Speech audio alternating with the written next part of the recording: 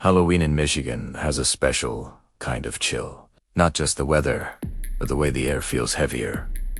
Like the night is holding its breath. It's the one time of year where masks aren't suspicious, costumes aren't questioned, and strangers blend in without a second thought. For most people, that's part of the fun. For one young woman in 2014, that was how the monster got close enough to strike. Her name was Chelsea Bruck, 22 years old, soft-spoken, and kind in a way that stops you in your tracks. The kind of soul who didn't just enter a room, she warmed Italiano. October 25th. A huge Halloween bash in Frenchtown Township. Hundreds of people, loud music, alcohol flowing, and a parade of masks and painted faces moving like a living nightmare. Chelsea wasn't dressed like a princess or a witch. She chose a fantasy character she loved, a purple and black poison ivy style costume, handmade. A touch of fierce confidence sewn into every stitch. This was supposed to be a night where she stepped into a version of herself she usually kept quiet. Braver, bolder.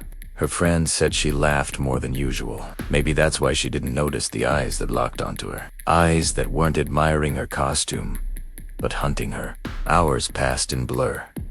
People came and went. Phones died. Rides left early. And then somewhere between the music and the noise, Chelsea vanished into the dark. No screaming. No spotlight moment. 1 minute, she was dancing. The next, gone. But predators always leave traces of their intentions. And this one wanted control. Witnesses later recalled someone standing too close behind her, a man who wasn't in her group. Someone who watched instead of partied. Someone who stared too long and smiled too little. Yet in the chaos of Halloween, you can't tell a threat from a costume. You can't see the wolves when everyone looks like a beast. Chelsea's disappearance didn't just break a family. It ignited panic through the entire community. This wasn't a runaway situation. This wasn't a bad breakup. This wasn't someone cooling off after a drunk argument. Chelsea never left her friends.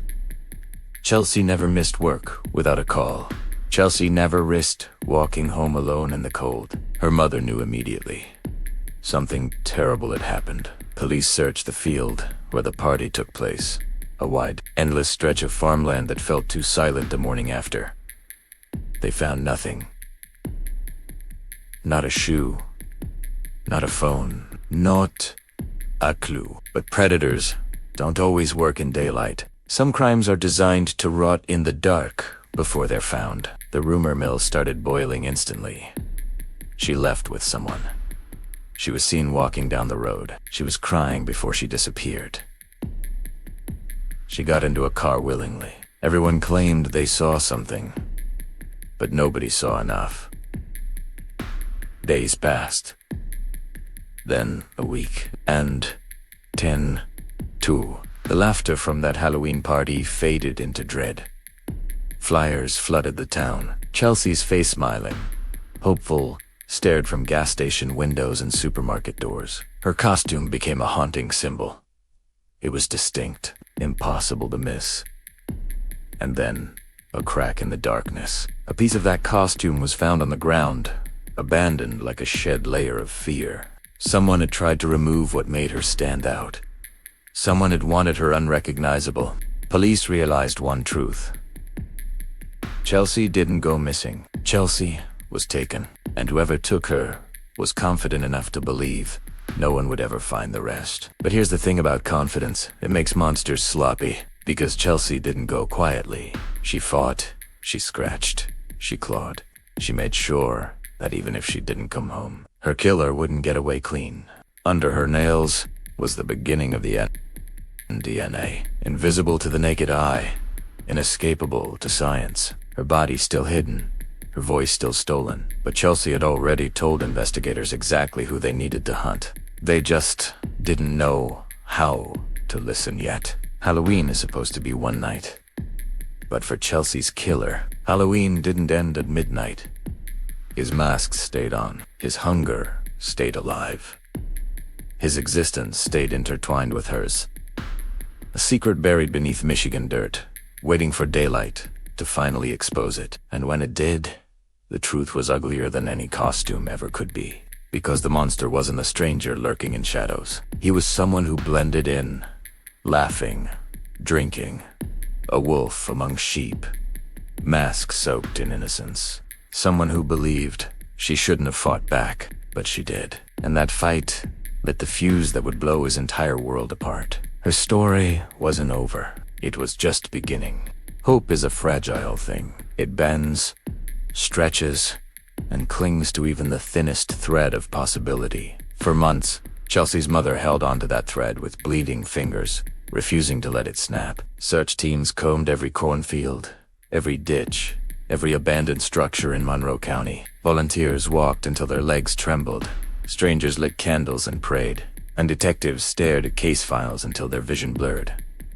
Chelsea's smile was everywhere, but Chelsea herself, still nowhere. Meanwhile, the man who took her, he pretended nothing happened. Living his life. Working his job, scrolling through news headlines about himself, watching the panic like entertainment. He thought Eddie erased her identity when he ripped off that costume. He thought he'd erased her life when he buried her future in the dirt. But Chelsea left something behind, something he couldn't burn. Something he couldn't bury. A microscopic trap lodged beneath her fingernails. His DNA. The death sentence he didn't know yet. He wore. Spring melted winter's silence. And 6 months after Halloween, April 24th, 2015, a construction crew found human remains in a rural field, hidden beneath cold, cracked earth. The medical examiner confirmed what everyone feared.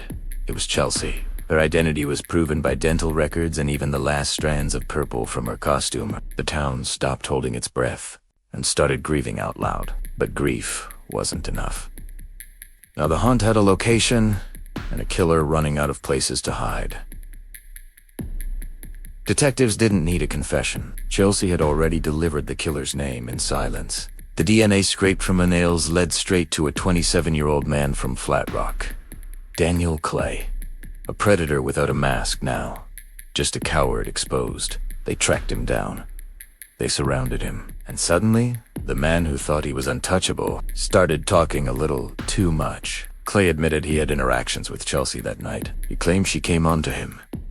He blamed her for the violence that came next. He said, she shouldn't have fought back. Those 5 words told investigators everything they needed to know about the monster sitting in front of them. The truth. Chelsea's strength terrified him. Her will to live humiliated him. Her bravery sealed his fate. FBI profilers would later explain. Killers like Clay don't want resistance. They want power, silence, and submission. Chelsea didn't give him any of that. She resisted. She scratched, "Se, market him," with a signature no killer wants to wear. Evidence. Even as he choked the life from her lungs, she fought to leave proof. She fought to leave a reason he would never get away. Chelsea's final act was justice. Courtroom observers say, Clay looked cold, dead behind the eyes. He sat there like he was inconvenienced, as if the world owed him sympathy. He talked about Chelsea like she was a mistake he regretted making. Not a human being with a heartbeat. Not a daughter who hugged her mom before leaving home. Not a dreamer with a future she had built with her own hands. Just a girl who shouldn't have fought back. When the judge read the sentence, life without parole, Clay didn't flinch. Because monsters like him don't fear prison, they fear exposure. No more pretending to be normal. No more hiding in crowds. No more hunting under the cover of parties and booze. The mask fell off. And beneath it, nothing but a coward. Chelsea's family didn't celebrate. Justice isn't celebration. It's survival. They buried their daughter next to fresh flowers and unfinished ambitions. But they also buried the illusion that evil always looks evil. Because this case taught Michigan a lesson nobody wanted to learn. Monsters don't warn you. They wait behind smiles. They approach when you're laughing. They strike when you feel safe. And when they're caught, they still blame the victim. If you ever walk past a memorial for someone gone too soon, a cross on the roadside, a teddy bear in the dirt, a name scratched into weathered wood, Remember Tease? Most of those stories didn't start in darkness. They started on nights just like Chelsea's, full of music, friends, and the belief that tomorrow is guaranteed. Chelsea believed that too. She believed in creativity, in movies, in costumes she made with her own hands, in a world where Halloween is fun, not fatal. Her story shouldn't have ended in fear, but it didn't end in silence either. Because Chelsea fought back, and her resistance gave her a voice louder than any scream. A voice that pulled a killer into the light. A voice that still warns us today. Trust your instincts. Stai toge there. Monsters exist, and they look like everyone else. In court, investigators described Chelsea as strong, brave, a fighter. Clay's lawyer said she panicked, as if defending your own life is a character flaw. That's the sickness of killers. They rewrite the narrative to make themselves feel powerful. But here's the truth. Clay didn't overpower Chelsea. He ambushed her, because he couldn't handle anyone stronger than his ego. His cowardice buried her. Her courage buried him. Police and FBI experts still reference this case in training rooms across the country. Not because it was a puzzle with layers to decode, but because it was preventable, a system that overlooked threats like Clay for too long. He wasn't invisible, he wasn't misunderstood. He was a walking warning sign. Domestic violence. Druh, abuse, explosive anger. A history of hurting people he claimed to love. Everyone hoped he'd change. The hope doesn't rehabilitate monsters. Sometimes the devil doesn't need horns, just a second chance. Chelsea's case pushed lawmakers and police departments to rethink the way they handle missing persons. Gone are the days where you wait 24 hours to take someone's disappearance seriously. Because sometimes the first hour is the last hour. People who vanish don't always drift away. Sometimes they are dragged. And now, the law sees the difference. Jesse Bruck walked into a Halloween party full of music, friends, and life. One wrong moment. One wrong man, and her world vanished into the dark. She fought harder than anyone knew. Her strength uncovered a killer. Her voice, stolen that night, still speaks louder than the monster who tried to silence it. Her case changed how police respond. Her memory protects others now. Her courage proves that even in death, some souls refuse to be forgotten. But Chelsea isn't the only one. There are more stories, more mysteries, more predators still hiding behind ordinary smiles. So, now I'm asking you, which case should we expose next? What truth do you want dragged into the light? Drop a comment. Your idea might become our next investigation. Hit subscribe so you don't miss the next dark mystery. Because evil doesn't sleep, and neither do we. This is Mystery Vault, and we're just getting started.